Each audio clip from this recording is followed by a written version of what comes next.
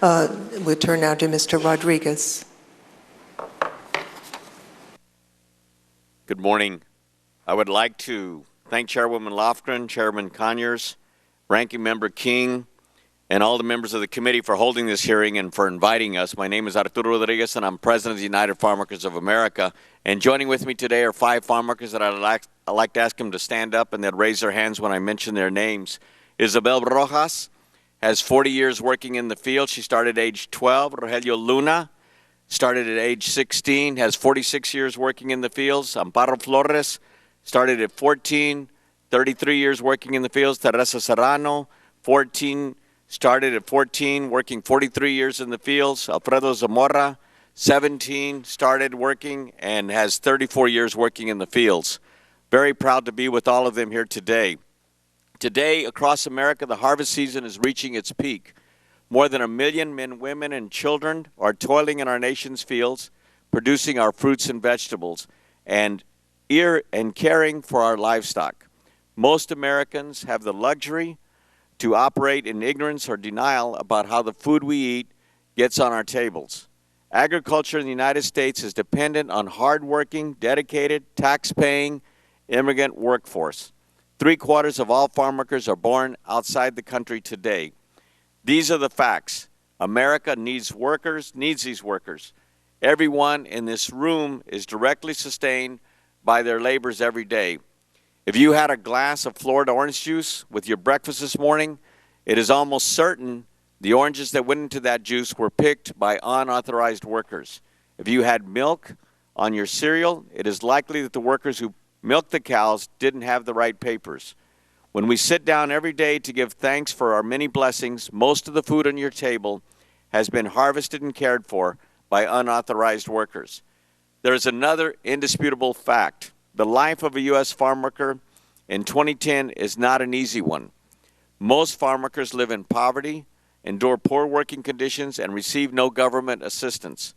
Undocumented farm workers take jobs other Americans won't do for pay other American workers won't accept, and under conditions other Americans won't tolerate.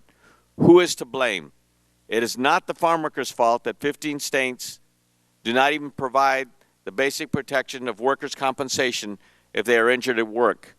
It's not the farm workers' fault that more than 70 years after Congress passed the National Labor Relations Act, farm workers still do not have a right to organize. It is not the farm workers' fault that year after year, farm labor contractors violate the laws with impunity while the growers employ the contractors, avoid the responsibility for those workers. Our society places all the risks and costs associated with the seasonal industry, featuring millions of short-term jobs on the backs of the workers. For example, if there is a freeze, as occurred many times recently in Florida, thousands of workers are left without work. There is no unemployment assistance for those workers during that particular period. Furthermore, if a worker is injured, oftentimes there's no real recourse. There's no access to worker compensation. So we, the United Farm Workers, initiated the Take Our Jobs campaign, and we did invite citizens and legal residents to apply for jobs on farms across the country to supply our homes, restaurants, and workplace cafeterias, including those in our nation's capital, with the food that fuels the people of this great nation. Since June the 24th, we received 8,600 inquiries through our website, takeourjobs.org, but only 7 people have accepted those jobs on a full-time basis and continuing to work in agriculture. Indeed, if we deported all undocumented farm workers here now, the government estimates U.S. agriculture would need to hire at least 1 million citizens or legal residents to replace the immigrant laborers. A mass deportation of agriculture workers would cause the collapse of the agricultural industry as we know it. And we feel that would have a severe impact on maintaining a very much needed industry in our society today, as well as providing American consumers with safe food. We continue our work. We urge that ag jobs be passed here by the Congress, that you seriously look at that and giving legal status to those farm workers that are here today. The growers, the employers, the agricultural industry is asking for a secure farm labor force. We think it's the obligation of this committee as well as this Congress to take action immediately on that issue.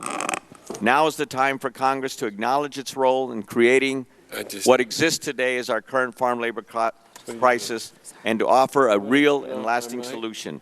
It is time to acknowledge the dignity of the current farm labor workforce and ensure the safety and abundance of America's food supply by passing the Ag Jobs Bill. A failure to do so would be both a human and economic tragedy. Thank you very much. Now we will turn to our... Madam Chairman, could I just say that after listening to Dr. Carol Swain, I withdraw my previous request that I had made to Stephen Colbert. Thank you, Mr. Chairman. And we will turn now to Mr. Colbert for his 5 minutes of testimony. Good morning. My name is Stephen Colbert, and I am an American citizen. It is an honor and a privilege to be here today. Congresswoman Lofgren asked me to share my vast experience spending one day as a migrant farm worker. I am happy to use my celebrity to draw attention to this important, complicated issue, and I certainly hope that my star power can bump this hearing all the way up to C-SPAN 1. As we've heard this morning, America's farms are presently far too dependent on immigrant labor to pick our fruits and vegetables. Now, the obvious answer is for all of us to stop eating fruits and vegetables. And if you look at the recent obesity statistics, you'll see that many Americans have already started. Unfortunately, my gastroenterologist, Dr. Eichler, has informed me in no uncertain terms that they are a necessary source of roughage. As evidence, I would like to submit a video of my colonoscopy into the Congressional record. Now, we all know there is a long tradition of great nations importing foreign workers to do their farm work. After all, it was the ancient Israelites who built the first food pyramids. But this is America. I don't want a tomato picked by a Mexican. I want it picked by an American, then sliced by a Guatemalan and served by a Venezuelan in a spa where a Chilean gives me a Brazilian. Because my great-grandfather did not travel across 4,000 miles of the Atlantic Ocean to see this country overrun by immigrants. He did it because he killed a man back in Ireland. That's the rumor. I don't know if that's true. I'd like to have that stricken from the record. So we do not want immigrants doing this labor. And I agree with Congressman King, we must secure our borders. Of course, I'm sure Arturo Rodriguez is saying, who then would pick our crops, Stephen? First of all, Arturo, don't interrupt me when I'm talking. That's rude. Second, I reject this idea that farm work is among the semi-mythical jobs that Americans won't do. Really? No Americans. I did. As part of my ongoing series, Stephen Colbert's Fallback Position, where I try other jobs and realize that mine is way better. I participated in the UFW's Take Our Jobs campaign, one of only 16 people in America to take up the challenge. Though that number may increase in the near future, as I understand, many Democrats may be looking for work come November. Now, I'll admit, I started my workday with preconceived notions of migrant labor. But after working with these men and women, picking beans, packing corn, for hours on end, side by side, in the unforgiving sun, I have to say, and I do mean this sincerely, please don't make me do this again. It is really, really hard. For one thing, when you're picking beans, you have to spend all day bending over. It turns out, and I did not know this, most soil is at ground level. If we can put a man on the moon, why can't we make the earth waist high? Come on, where is the funding? This brief experience gave me some small understanding of why so few Americans are clamoring to begin an exciting career as seasonal migrant field worker. So, what's the answer? Now, I'm a free market guy. Normally, I would leave this to the invisible hand of the market, but the invisible hand of the market has already moved over 84,000 acres of production and over 22,000 farm jobs to Mexico and shut down over 1 million acres of U.S. farmland due to lack of available labor. Because apparently, even the invisible hand doesn't want to pick beans. Now, I'm not a fan of the government doing anything. But I've got to ask, why isn't the government doing anything? Maybe this Ag Jobs bill would help. I don't know. Like most members of Congress, I haven't read it. But maybe we could offer more visas to the immigrants who, let's face it, will probably be doing these jobs anyway. And this improved legal status might allow immigrants recourse if they're abused. And it just stands to reason to me that if your coworker can't be exploited, then you're less likely to be exploited yourself. And that itself might improve pay and working conditions on these farms, and eventually Americans may consider taking these jobs again. Or maybe that's crazy. Maybe the easier answer is just to have scientists develop vegetables that pick themselves. The genetic engineers over at Fruit of the Loom have made great strides in human fruit hybrids.